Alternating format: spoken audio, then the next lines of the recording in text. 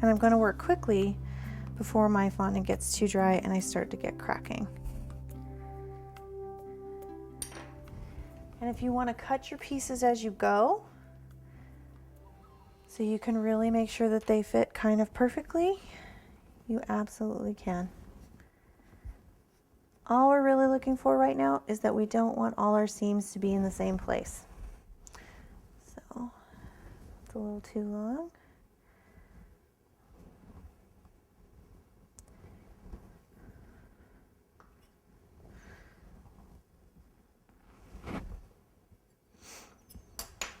There we go.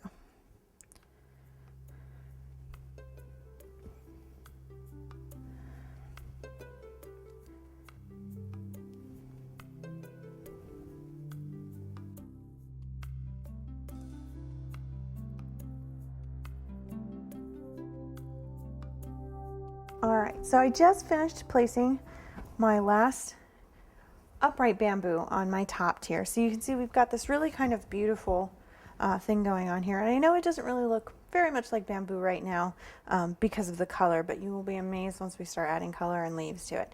So now what I'm going to do is I've still got some cut pieces. I'm actually going to just use these long cut pieces and I'm going to go around the bottoms of my tiers just in a border, doing the same exact thing, rounding out the edges with my fingers, going ahead and giving that little kind of bump definition. Whoops, there it goes. And then just going around the base of my cake, just like that.